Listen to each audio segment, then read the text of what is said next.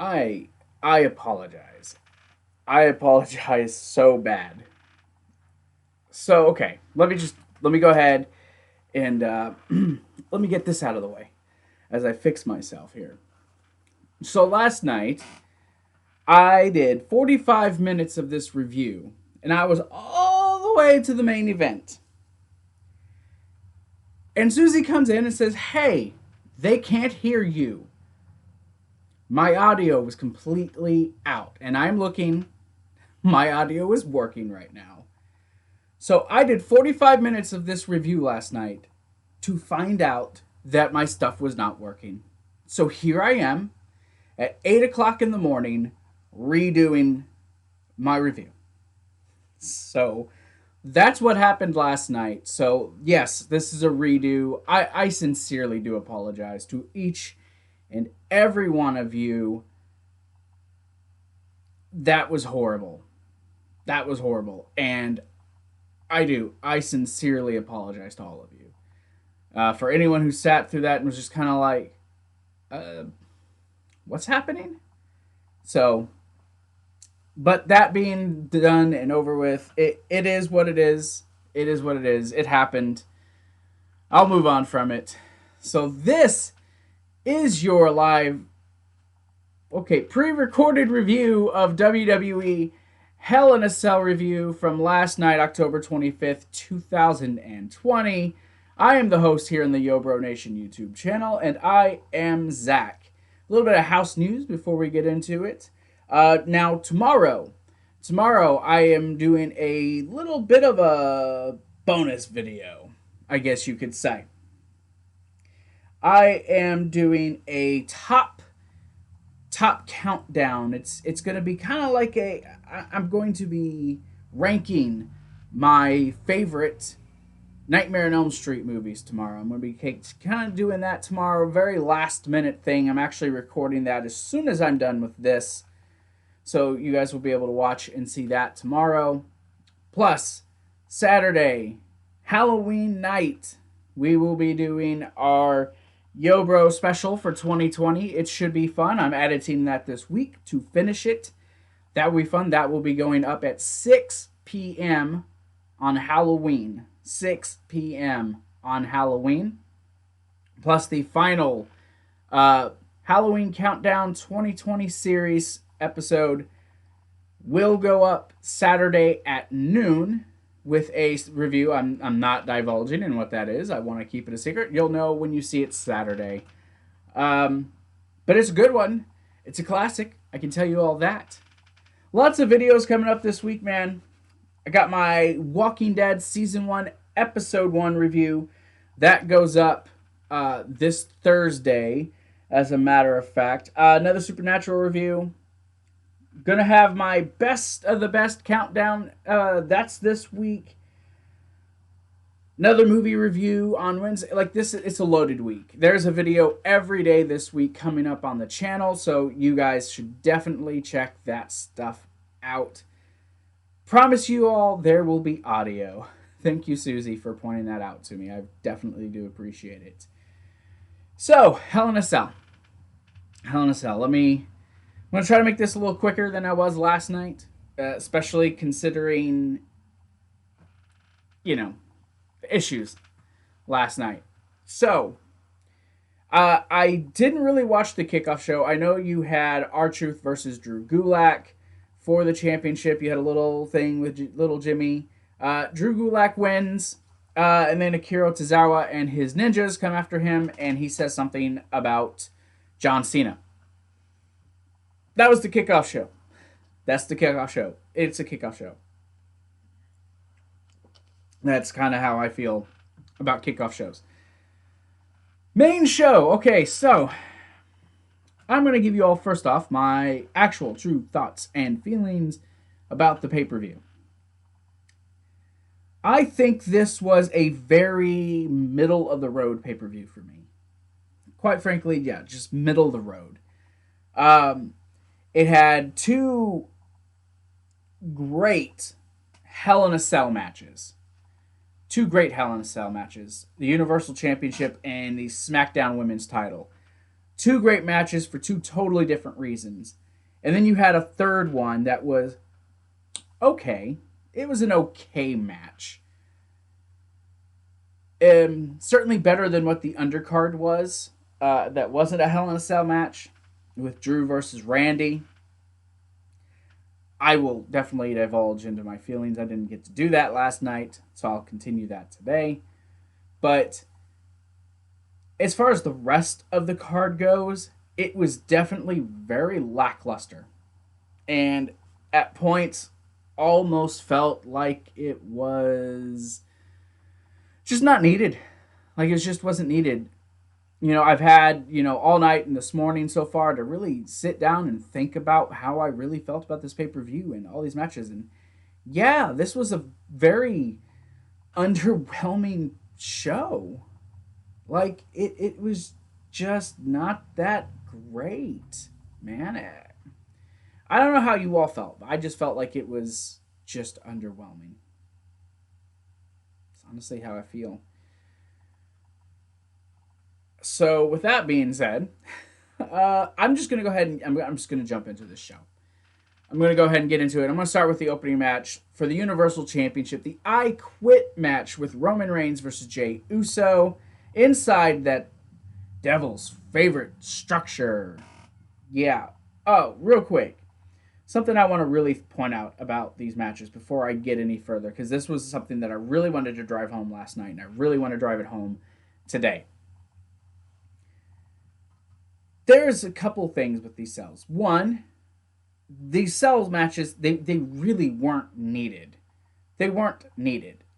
Now, with the Sasha and Bayley and the Roman and Jey match, they really were a good aesthetic. Much more with the Bayley-Sasha match was it used and utilized. But I still think you didn't need it. Also, in some of these matches, they're doing almost standard things with their opponents, which is why I don't think you really needed the cell at all. But, WWE had to justify it. What is the point in having a Hell in a Cell match where you can do anything you want? Anything at all. Anything. But you don't. Like, they barely use weapons. They used to talk about this being, would take years off of a person's career. You would leave a piece of yourself in there, but the matches don't seem that brutal. Yes, I know the last couple of years you've had disqualifications inside the cell. That's stupid to begin with. But I don't get it. We didn't need the cell. If you're going to be in the cell, gosh, like if this was me, I would use every weapon to my disposal, that I could possibly use, and I would be beating the hell out of these people. I'd be hurting these people. I'd be hurting them really, really bad. But they won't let them do that. And it's almost ridiculous. It's almost ridiculous, man. So, I don't know. That's just my thought. I think that they really do waste the cell. They waste the cell in all this, and it sucks. It just sucks. So, going to the Universal title match, Roman Reigns versus Jey Uso. Like I said, I Quit inside the structure. And if Jey loses this match, he is then forced to, him and Jimmy are then forced to either follow Roman, acknowledge him as the tribal chief, do what he asks, or them and their families are out. They are out completely. They are done. So, I thought this was a fantastic story. It was beautiful.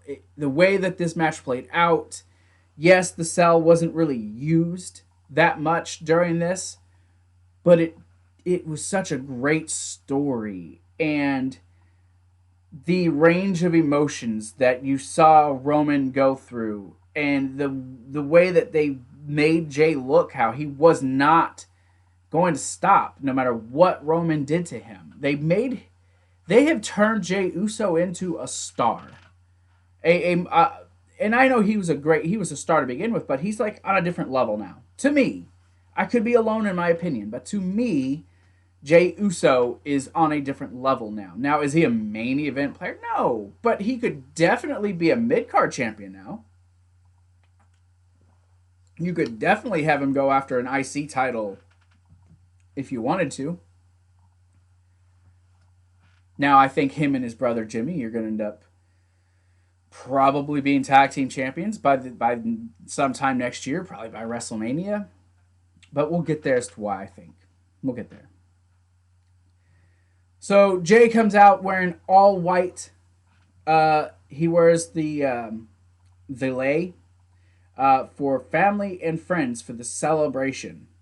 The lei is the thing that goes around the neck. I may be pronouncing it wrong. But Roman then comes out with a gold gauntlet, which is a subtle change. It's a subtle change. You know, he stopped wearing the vest. He's got like this gold gauntlet, which is something a little different. He's, you know, his character is slowly making these little tweaks here or there that I think are really, really good. And I can appreciate the fact that he's starting to change himself up just little by little. Roman and Jey are kind of trash talking when the cell finally lowers. Roman says, you know, he had to change. He had to change to keep the family where they're supposed to be. Jey cuts him off, shit talks him some more. Roman, though, then just kind of works. He just shows Jey that he's much more powerful. Hits Jey with a suplex. Ends up kind of just working him over. Very meticulous with what he's doing. Jey, though, kicks Roman out of the corner. Hits him with an enziguri. And then kicks Roman to the outside into the cell. He does a dive to Roman, who then is rammed into the cell. This is where we really get most of the use of the cell with these guys. Jey just kind of ramming Roman into the cell. Jey, though, then goes to run at Roman out of the corner, but he gets hit with a massive spear. Beautiful looking spear. Roman tells Jey he should have kept his ass at home. A lot of shit talk during this match. And then he kicks him in the head. Kicks him in the head like just some bum on the street that he doesn't want to deal with. Just like, whatever, bitch, you're in my yard. Roman, though, does get kicked into the cell again when going for the chair. He goes to the outside the chair. Jey kicks him with a diving drop kick, or a sliding drop kick. And then goes to dive again, but Roman hits him with the elbow to the head. Roman in the ring with a spear that Roman didn't just hit the spear. Like, he dove like a missile at Jey and took him down for a second spear. And he's just waiting for Jey to quit. Keeps telling him, just quit. But Jey's nice. He says, I will end you. Jey's refusing. He goes for another spear, but Jey hits him with the knee. Jey goes up top. Uso splash. Hits a second Uso splash.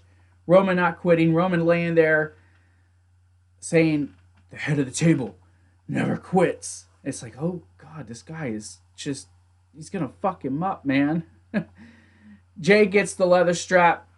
Paul Heyman's begging him. He's like, he just ignores him. Please don't do it. Jey hits him. Says he's going to whip the dog shit out of him. Hits him again. Goes for another hit. But then Roman hits him with a third spear. Roman then gets the strap. He starts to whip Jey. He's yelling at him, I do the whipping. He ties Jey's wrist up and then hits him across the gut. It's at this point that Susie kind of pointed out to me, and she's brilliant. The fact that she thought of this and I wouldn't, and I didn't hear no one else talk about this. Him wrapping that wrist around Jey's wrist is like almost forcing him to acknowledge that this is his fault. That he takes responsibility in this. That Roman is not held responsible. And I like the idea of that, whether that was the intentions or not. That's definitely a good way to look at it, and I give all the credit to Susie for that. She's much smarter than I am. So Roman then tries to pull Jey towards him. Jey's trying to fight. Jey's holding the ropes, but Roman tugs him, but Jey hits Roman with an elbow, hits him with another elbow. Then Roman goes for the Superman punch, misses, after being hit with the super kick by Jay. He falls to the ground. Jay tries to wrap the strap around his throat. He misses the first time, but he finally gets it around him, and he starts to choke him out. He eases off. Roman then starts to get back up, so he does it again. And finally, Roman goes down. The referee, he's asking him, do you quit? Do you quit? Roman, he just shakes his head no. Jay gets the chair. He goes for a chair shot to the dome, but Roman hits him with a Superman punch. Then Roman, with this guillotine, puts Jay in the guillotine, trying to choke him out, telling him, I'm going to break your neck if you don't quit. Quit, I will break your neck. I'll do this real quick. I really do appreciate the fact that we're seeing Roman in all these matches doing different things that maybe he hasn't done or hasn't done a lot. Like, we've not seen him use a chokehold like this. He passed out Braun Strowman on SmackDown using this hold. So you can't help but really appreciate the fact that he did that. And it's nice. And then the suplex was a nice touch. And he started to do these different moves. You're actually seeing in person the evolution of Roman Reigns. And I appreciate it. I really do. So Jay doesn't quit. Roman tells him to quit or he isn't held responsible and will take this to the next level. Very intense is Roman. Jay still won't do it. Paul is, this is bad, and he says, shut up. Tonight he's gonna learn. It's like, god damn. Roman is not playing with nobody. Roman, though, does set Jay up on the apron, facing up, and he hits him with a very aggressive drive-by. He screams, hits him with a drive-by. He's telling him to quit. Jay won't do it. Roman just aggressively hits him with some shots, just punching the shit out of him. Then he pins him up against the post, grabs the steel steps, pins those against Jay, hits him with another drive-by. And he's going shit. He's going. So the ref says, that's it. I'm going to call it. He's like, he's out cold. I'm going to call it. And he goes in the ring. He's about to call it. And Roman grabs him and tosses him out of the ring. Says, ain't no one calling this match. Officials, Roman's now look. I look like the monster. I look bad. What am I supposed to tell my daughter? It's like, oh, well, fuck, he's bad. Then officials come in the ring and they stop Roman. Roman's on the outside. He's pissed off. He grabs the cell door. He's just talking shit. He's like, nah, this ain't over with. I forgot what he said. He said something like, I got this far, might as well just go ahead and finish it. He shuts the door, grabs the steps, throws them into the ring. He puts them over the chest. He holds it over the chest, and he's just talking crap. He's like, you don't understand. This is serious. It's serious at the top. It's serious to be the head of the family. He's like, you will respect me. He said, I forgot. He said something else. So he picks up the steps and I'm sorry, my freaking shit's falling. I have to fix this, guys. Sorry. There we go. That's better. So he's like, he picks up the steps with the actual steps side down, like he's about to smash in Jay's head. And all the officials screaming, no. And here comes Jimmy to cover him. He's like, what's wrong with you, man? Who are you? What is wrong with you? And Roman stops, and you can see like this look on his face like, oh my God, what am I doing? And this is where Roman really, really does well with how he is portraying his character, where the range of emotions comes through. Jimmy's just all like, come on, man, this isn't you. You've changed. What is this? Who are you? And he falls down. He sits down. He says, I don't know who I am anymore. He says, I don't know what I'm doing anymore. And he's just crying, and he's really emotional. You're like, oh, wow, this is great. But you know that he's not fixing to do the right thing. And Jimmy's just like, it's all right. He's like, this is Josh, man. This is Josh and it's John. We love you. He's like, whatever this is, man, we can fix this. It's about family. We can fix this. And he extends his hand, and Roman takes his hand, and they touch heads like Roman's about to accept. He says, ditch Paul Heyman. We can fix this. And then Roman, on a dime, guillotine onto Jimmy. Jimmy's, you can see the camera work is great. You see Jimmy's face. You see Jimmy, eyes red, choking out. He's just begging his brother to wake up. And he's grabbing at Jay. Jay starts to come to, but Jay can't do nothing. So finally, Jay quits. Finally. Only to save his brother. Roman gets up, stone face, like nothing happened. The cage starts to, rise. Paul Heyman comes in. He's hesitant. Like, that's the best part. Heyman with Brock was very bombastic. Very, yes, because he knew he had Brock in line. With Roman, and this is subtle, not a lot of people probably pick up on this. With Roman, it's like he's scared. He respects Roman, but he's afraid of Roman, what Roman might do. He understands Brock, but he does not understand Roman yet. And I loved it. I love the way that they do that. But he finally hands Roman the belt. Roman starts to walk away and tells them, I love you. I love you both. And he walks out of the ring. And at the top of the ramp is his father and his uncle, Alpha and Sika. They embrace Roman. And then they bless him with the chief's beads.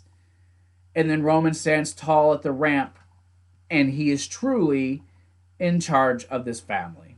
Now, where do they continue with this bloodline story? Honestly, I have no clue. I really don't have an idea. But it is definitely the most interesting story that they got going.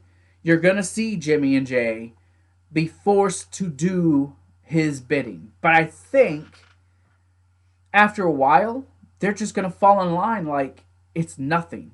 They're just going to do what their tribal chief wants. And I think it will lead them to tag team gold. As a reward, the face of the company, the tribal chief will get them championships. And they will rule SmackDown. Whatever you want to call them as the tribe, the bloodline, whatever, they're going to become a trio. Now, if the rumors are true, does The Rock finally step in and be like, whoa, you're not the head of the table. You're not the head of the table. Bitch, I'm Mr. Hollywood. I'm this 8-time WWE champion. I'm the future Hall of Famer. This is my family. I'm the head. I never stepped down. And then we get Roman versus Rock, where Roman finally, fully solidifies himself as the head of the family. Beating The Rock at WrestleMania. Probably. Most likely. So, if they go that route, I don't know if they will. They may do something completely different. But this is giving you potential. It's a potential storyline for future that could be awesome. We just don't know yet. We just don't know what they're going to do. But it's exciting as hell. It is exciting as hell. So, we move on from what is actually super interesting to something that's just quite not that interesting. Elias versus Jeff Hardy. I like both superstars. I think both superstars have been very interesting in the past. However, this match just was not... It just wasn't one of those moments, man. Elias comes out singing a song, takes shots at Jeff Hardy in his past. It's not much of a match. Man, I really hate being like this. They lock up. They kind of work each other into the corners. You get some punches by Elias. A snap there by Jeff, who then works over Elias's arm. Elias, though, tries to get Jeff into a side headlock, but that's countered almost immediately. And Jeff goes right back to working the arm. Jeff sent to the outside. You get an exchange of them each sending each other into the barricade. Jeff, though, runs, jumps off the steps, misses Elias, crashing into the barricade. He barely does make the count of 10. Elias works over Jeff, Big clothesline for a 2 count. Side headlock by Elias. Jeff does get out. Spinning heel kick. Some punches by Jeff. He's starting to build momentum. Double leg drop. Drop kick combo. Jeff then is on Elias' shoulders, but Elias turns that into a power bomb. Whisper in the wind that totally misses. Jeff gets a 2 count. Jeff goes to the swanton, but Elias gets out of the ring. Elias goes to get the guitar, goes to use it, but Jeff gets it, and then he woofs Elias with it, allowing Elias to get the win via disqualification. I wasn't excited for this match anyways. It looks like they've set this up for the match to continue. There's a chance that these guys might be on the same team at Survivor Series. If they do brand versus brand, we're probably going to get both these guys on the same team at Survivor Series. I just didn't care. I know that's bad, but I didn't care. It didn't really matter to me. This was kind of just the down point of the show. Like, we started off with this awesome match with Roman, and you're like, oh man, what are they going to do with Roman at Survivor Series? Who's his next challenger? Like, it's not Jay again. What are they going to do with the next? And then you go to this and you're like, I don't care. And maybe some of you do. Maybe some of you are like, I was interested. I was excited for this. And if you are, awesome. Just personally, I wasn't. Personally, I just didn't really care. Another thing that I wasn't really cared about, and this, to me, probably one of the second lowest points of the show. At least Elias and Jeff were competent in the ring and looked somewhat decent. This match was just there. It wouldn't say it's the lowest point of the match. We haven't got to that, lowest point of the night, should I say, but we haven't got to that point yet. So we do an interview with Otis and Take. He says his mama's always said, if you got it, flaunt it. And he says he's got a whole lot of it. He talks about everything The Miz did. Getting Mandy traded over to Raw. All the things with the court case, this and that. Just trying to get to the briefcase. He's like, if you want it, come get it. And he says Otis is mad. And he even yells. And it's whatever. So we do get Otis versus The Miz for the Money in the Bank contract. And oh, my phone was vibrating. My bad, everyone. So Otis gets a new theme music. Now look, that's fine. Cool. Give Otis new music. I don't really mind. It's cool if y'all want to give Otis theme music. It's cool. It's okay. Man, this match, what was the point? What was the point? You got these guys, and I just wasn't into it, man. I knew what this match was going to be. I was not a fan of Otis ever becoming Mr. Money in the Bank. If you watch it, I just really did not, I didn't care, man. I legitimately didn't care. And why should I care, I guess, is the better question. Otis, it was a comedy act, a tag team wrestler given a singles championship to then challenge for a world title. Like, no one honestly thought he would challenge Roman Reigns. No one expected that. Why would anyone expect that? He definitely wasn't going to go against Drew McIntyre or Randy Orton, depending on who won. I won't spoil it. I spoiled it last night. You're all lucky you didn't hear it. But he's not going to challenge either one of them. It just didn't make sense. And then The Miz is definitely more credible, but I don't know. Otis, though, this match, oh my gosh. Okay, so Otis does overpower The Miz into the corner. He hard Irish whip into the other corner, clothesline. Otis, though, does continue to overpower Miz when Miz goes for the skull-crushing finale. Miz, though, does dump Otis to the outside, low bridge with the ropes. Goes for a drop kick through the ropes, misses, gets a clothesline on the outside. Otis just owned him during this match. Miz, though, does DDT Otis off the apron whenever he goes to get back in. Some it kicks into the corner. Some punches by Otis as he tries to fight back. Miz, though, gets a sleeper on Otis. He starts to fade. Otis fires up. Kicks by Miz. Kicks by Miz again, but they don't phase Otis. He starts to build momentum. Starts doing the yeah. It's like, oh my god. Tackles and some shoulder blocks. A flapjack by Otis onto the Miz. Corner avalanche. Caterpillar attempt by Otis, but Morrison does pull Miz out. And a couple times throughout this match, Otis is... You got Morrison interfering more than once, but finally he gets caught when he goes to use the briefcase, and he ends up being ejected by the referee. Otis just kind of works over Miz a little bit more. He tries to do something to Miz. Miz kicks him off. He falls into the ropes. You get a delay, and then, oh my god, Tucker hit him with the briefcase. Oh no, Tucker turned on him. Oh my god. Ugh. Tucker turns on Otis. A shocked Miz does pin Otis for the 3 count and is now, for a second time, Mr. Money in the Bank. Yeah, I don't care.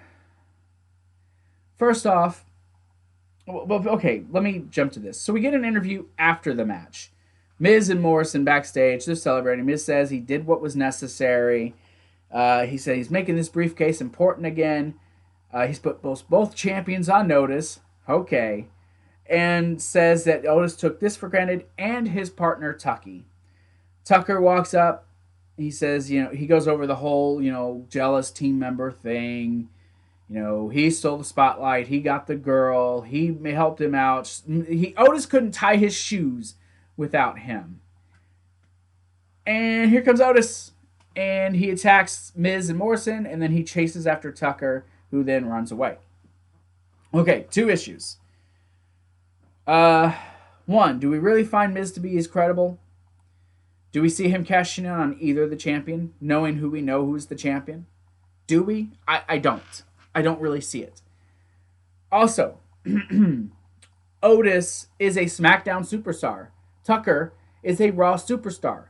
How are they supposed to feud when they're on separate brands? What are you going to do to get Otis on Raw? And if you keep bringing Otis on Raw as he's a SmackDown superstar, what was the point in the draft? Why not just draft him and do this that way?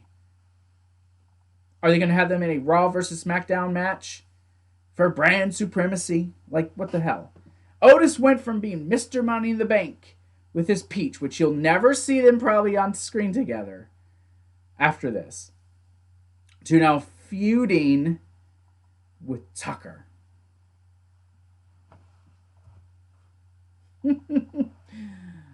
Otis is right back where he belongs.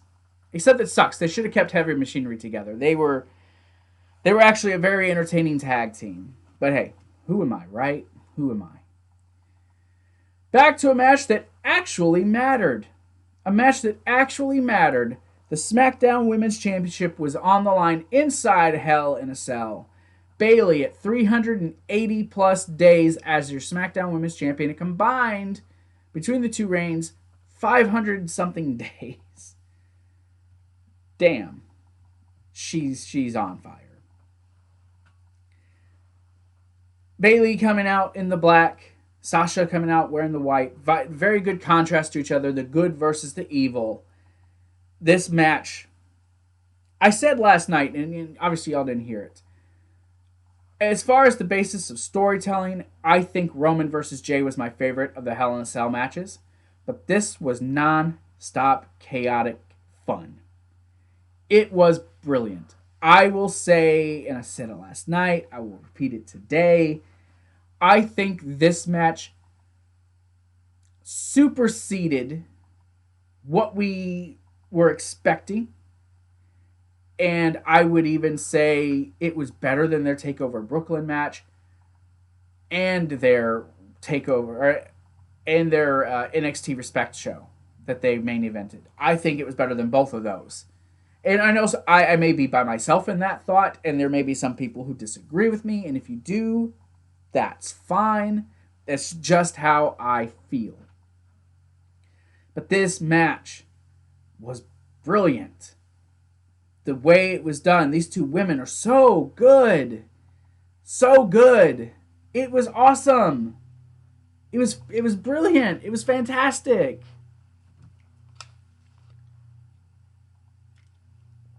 Oh my goodness. I'm thirsty, man. All this talking. So, as I said, they both came out wearing the black and the white. As the cell's starting to lower, because, Bayley comes out carrying her chair, her special friend. Sasha actually kicks it out of her hand. It goes flying out across to the ramp. And Bayley's kind of freaking out, and Sasha's like, "Ha, you gonna do it with? I don't need a chair to beat you. Can you beat me?" Bayley just tried to evade Sasha, but she gets a hold of her on the outside, starts pounding away on Bayley. You get a head scissors takeover by Sasha into a bank statement. She attempts. Bayley, though, does get out. On the outside, though, Sasha is slammed into the cell twice. Bayley, though, tries to hit her with the kendo stick and misses. Bayley, though, does swing again. Sasha grabs it, this time with her arm, and then knees Bayley to the face. Sasha gets the table, and she sets it up. You get a shot by Bayley. Sasha uses the table then to ram Bayley into the cell multiple times. Then runs up the table to hit her with a Meteora against the cell. You then get him back in the ring. Meteora off the top rope by Sasha. 2 count. Bayley, though, does get back in control. Tries to go for a chair shot, but misses. Gets the table kicked in her face. Drop kick off the apron into the cell by Sasha onto Bayley. Bayley with a chair. Sasha jumps, and she tries to hit Sasha. Right? I know I'm jumping through to this. This is actually a really good moment. Bayley tries to use the chair, goes to hit Sasha. Sasha jumps from the apron to the cage, holds on, and then jumps from the cage back to the apron. And then into a head scissors takeover on Bayley, who then goes flying into the cell. Sasha sets up the kendo sticks, ends up getting dropped to a hold. She goes through it and hits the steps as well. Bayley, though, does set them up again. Catapults Sasha. Sasha's now selling the neck. Bayley works Sasha's neck over on the apron. She gets her caught. Bayley with some shots, and then she gets a kendo stick. She attempts a belly to back suplex. Bayley gets it reversed. Sunset flip off the apron into a powerbomb into the cell by Sasha. Sasha does try to choke Bayley with the chair, but there's a counter into a face. She gets face first on the chair by Bayley. I really sucked up on my notes there. Some back and forth by both women. Bayley with a sunset flip into the corner. Sasha head first into the chair for a 2 count. Big top rope elbow by Bayley, 2 count. Bayley goes for her rose plant. But that gets countered. Where am I at here? That gets countered into a backstabber, then into the bank statement. Bayley gets some shots on, gets out of that. Pulls Sasha to the apron and then punches her and then gets the kendo stick and hits her multiple times over the back while Sasha is stuck in the apron. Bayley gets the duct tape, puts 2 kendo sticks together. They get set up between the two. It never comes into play. Bayley tries to get her special chair after a fire extinguisher to the face. Sasha takes it, beats up Bayley some more, tell her she's nothing. Repeatedly tosses her into the cell multiple times. Bayley gets repeatedly hit with the kendo stick. Sasha's basically going nuts at this point. She tries to crawl out of the ring after a frog splash onto the chair by Sasha. Bayley tries to crawl out of the ring.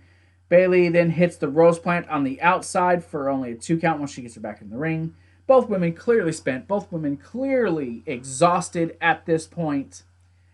Sasha, though, does get dropped face first onto a ladder that Bayley set up in the middle of the ring. Bayley lays her on it, spray paints an X on her. Goes up top, misses the elbow with the chair. Meteora into the corner by Sasha. A Bailey to belly on the ladder by Sasha for only a 2 count.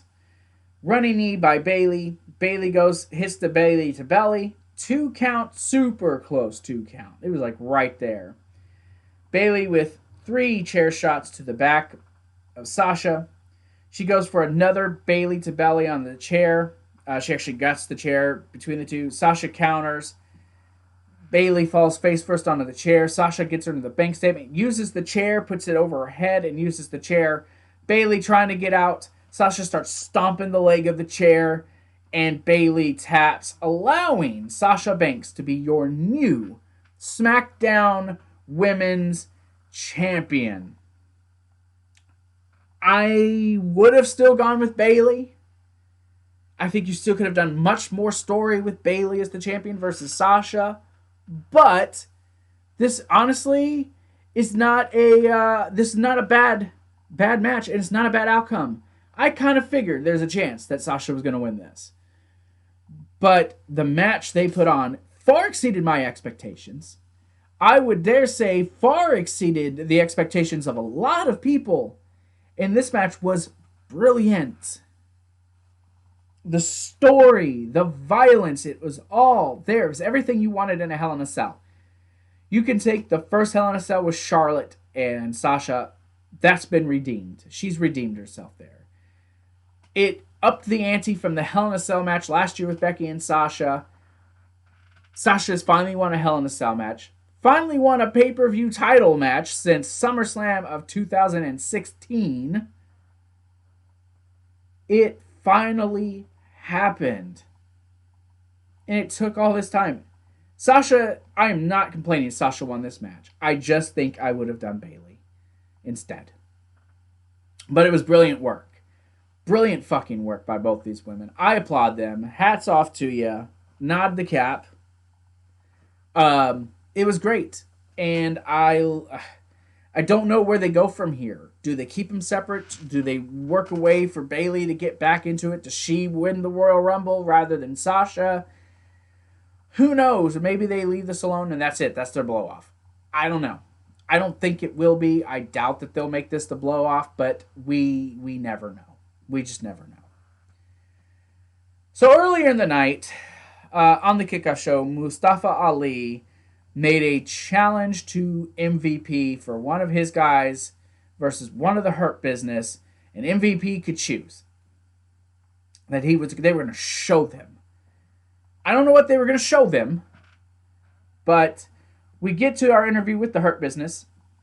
MVP says that Lashley is the CEO of the Hurt Business, and that like all the great kings of the olden times, he doesn't, how do you put it? He leads their men into battle. They say that they will pick one of them, and they decide to pick Slapjack to face Lashley. And he said they'll up the ante, that no one will be ringside, so no one interferes, and that he'll up it even more and make this a U.S. title match. Lashley says he doesn't need to wait for the response. Lashley heads straight to the ring. So we get a United States Championship match. Now, on the pre-show, they had mentioned 5 championship matches, 3 Hell in a Cells. Okay. So we got R-Truth and Drew Gulak. I thought it was going to be a tag team title match. Well, they kind of said this was going to happen without us actually knowing it was going to happen. So fucking stupid fucking commentary like usual. They suck, man. They suck. This was not much of a match. This was a glorified squash. Slapjack comes out, looks like someone out of creator mode. Just Lashley overpowers him. He just dominates him. You get a little bit of offense by Slapjack. Shane Thorne, for those who don't know. Nice cannonball. Lashley just kind of works him. You do get a DDT for a 2 count at one point, but Lashley throws Slapjack against the ropes, hits with a huge spine buster, puts him in the hurt lock, and he taps. Retribution then immediately attacks Lashley, but Lashley didn't even need the rest of Hurt Business, and he starts taking them fools out too. And then Hurt Business gets in the ring, and Retribution kind of takes off. Was there a reason for this match? I thought we would get the tag team title match, a tag team title match. I thought we'd get something with Seth and the freaking whole Mysterio thing. We didn't get that. The names that weren't on the show: Rey Mysterio, Dominic Mysterio, Seth Rollins, Daniel Bryan, Kevin Owens, the Street Profits, the New Day, Cesaro, Nakamura. None of them were on this show. No tag team matches were on this show. No tag team titles. What the hell? We could have done anything else in this segment. This is what we got. Not even an 8-man tag. It was just a one-on-one match that lasted, I think, a few minutes. My goodness. It was a waste. It was simply filler. It was simply a filler match. And does it make Retribution look any more scary? Absolutely not. Absolutely not. It doesn't make them look scary at all. I guess, please, Retribution, please don't spray paint my walls and break my windows. Don't flicker my lights off and on. Please don't hurt me. How am I supposed to take them serious? Like last night I joked about this. I really joked about it. I thought it was hilarious. But now I'm kind of like, this is stupid. This is really stupid. What are we supposed to do with them? Mustafa Ali cuts fantastic promos, but there's no follow-up to what he says. How are we supposed to take them as a serious threat? I can't. I can't take them as a serious threat because they're not. They're not a serious threat at all.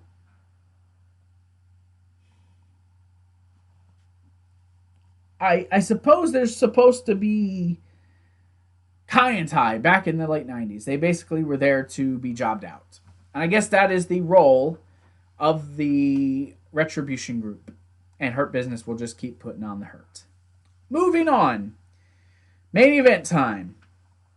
Drew McIntyre, Randy Orton, inside the Hell in a Cell. I was shocked and surprised that this was the main event. I thought Sasha and Bayley should have been the main event, if you could tell by my thumbnail. I think that should have been the main event. I would have even went with Roman and Jey Uso because it was such an emotional match. But this match, out of the 3 Hell in a Cells, was the weakest to me. Yeah, sure, it had some cool spots. Now y'all are caught up where I was. Welcome. Like, goddamn, I can't believe I didn't do that. Stupid audio. But, you know, it was just weak, man. It was a slow, methodical pace. It was another Randy Orton type match. The cell really wasn't needed for this. Oh man. I thought when they said that when this was the main event, I thought maybe this was going to involve a cash. I was like, oh, maybe I'm going to be wrong. Maybe it's going to be a cash-in. No, there was no cash-in by The Miz. Not a single cash-in. So it led me to think, why is this main eventing then? What is the point? What's the point if this isn't what we're doing? Orton, dressed up as a crew member, tries to jack Drew McIntyre, but Drew, before he could even do anything, has got Randy's number, and they're brawling on the outside into the cell. Drew shuts the cell door, says, "You belong to me now." Big shots by Drew with some kicks. Drew rams Randy Orton's face into the cell, mushes it into the cell, talking shit. Drew with a big chair shot to the back of Randy Orton. Then, again, rams Orton into the cell. Some more trash talk by Drew McIntyre. Throws the steps at Orton, but misses. He sets up for a Claymore. Orton evades. Hits Drew in the knee with the chair. Hits him a second time. And then starts putting the ledge of the chair into Drew's face and starting to mess with where the broken jaw was. He mushes Drew's face against the cell. Orton starts to do his little methodical pace, slowly working over Drew. Your Randy Orton match that you usually see. Orton tries to ram Drew's face into the steps, but he gets blocked. But then Randy whips Drew into the steps that are leaning up against the cell. Orton gets the table. He sets it up on the outside, leaning against the cell. Drew fights back with some punches. A backbreaker by Orton. Drew continues to fight back, starts to build momentum. A clothesline, a shoulder block, and an overhead belly to belly. He goes for the future shock DDT, but Drew does reverse that. Then a missed clothesline by Randy Orton and a neck breaker by Drew McIntyre. Orton's on Drew's shoulders. He gets away. He goes to the outside. Drew follows. Another overhead belly-to-belly throw. This time Orton going through the table. You get some piped in, "This is awesome" chants. You get a few times throughout this match some piped in chants. Holy shit during the table spot. Like, it's just not real. Drew tries to toss Randy out of the ring. Gets caught. Gets a draping DDT by Randy Orton. 2 count for Randy. Orton gets the bolt cutters. He cuts the chain open. And this is the point where we're like, oh, what are we doing here? Orton opens the door, goes to leave. Drew follows. They're battling on the outside, but Randy ends up getting the better of him. Randy climbs to the top of the cell. At this point, I'm like, ooh, maybe they're going to throw him off onto the other side, and maybe they'll land on a crash pad, and we'll just see whoever's laying there afterwards. I really wanted someone to be thrown off the cell, but I guess the days of that are now over, right? You're not going to see another Mick Foley thrown off the top of the cage or thrown through the top of the cage to the mat twice. Guess those days are over. He taunts Drew, saying, "Come on up here." Drew looks a little scared, but then goes up there. It looks really creepy up there, but they have a really beautiful shot with the freaking camera that's up there moving around. They start to fight. He's got a lead pipe up there. He swings and misses. Drew takes him down. They threw some punches. Orton, though, does attack the knee of Drew. Orton starts to climb down. Drew follows him. They're on the side of the cell, and they're punching each other. Orton, though, slams Drew's head into the metal part of the mesh where the chain and stuff meets up. And hits him with a few more shots, and then Drew falls and crashes through the table. Yes, we got a table spot where one of them fell, but we've seen that 100 times, right? Like, that's why I feel like this is the weakest. The things that we saw, I feel like I've seen before. I feel like this isn't nothing new to me.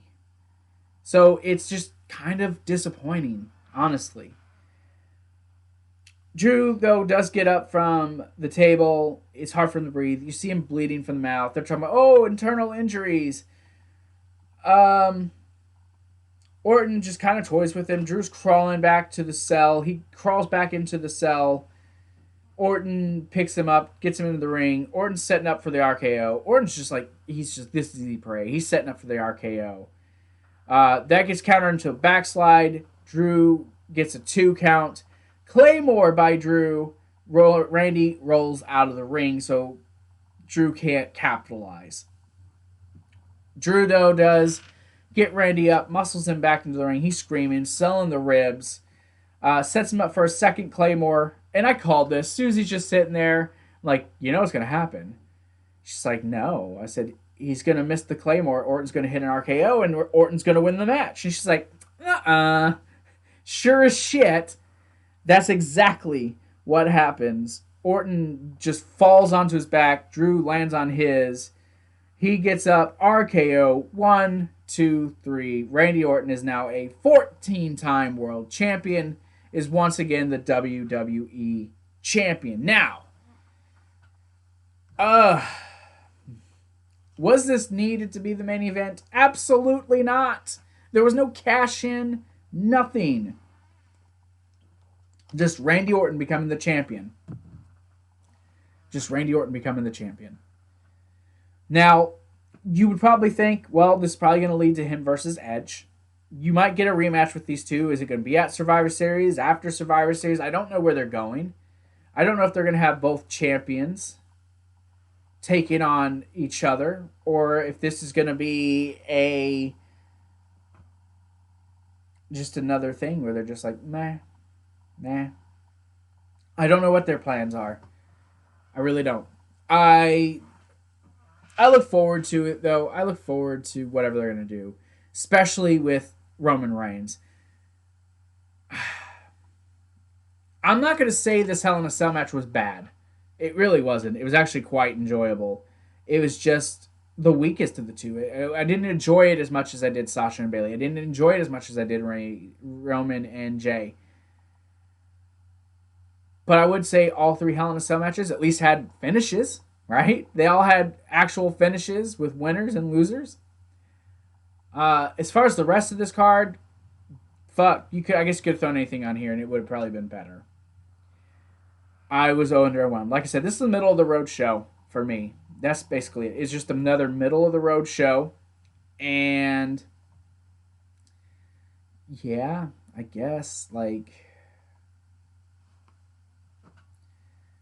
up to next up Survivor Series, I guess, right? But that was it, man. That was the review. That was Survivor Series. I'd love to know what you all thought. Put it down in the comments. Again, I apologize for anyone who jumped in last night. I do. I apologize for the audio being out. So hope you all watch this. Hope you all enjoy this. Give it a like, share, and subscribe to the channel. Follow us on our social media, all that good stuff. I am this close to 100 finally. I am 9 away from 100. Let's get it up there, man. Let's get me to 100. And then we'll work on 2, and we'll work on 3, and we'll get there. So, almost to 100. Took me all this time. It's my fault, obviously. But just remember, guys, stay healthy, stay safe, love each other, and remember, join the nation. I'll see you guys later.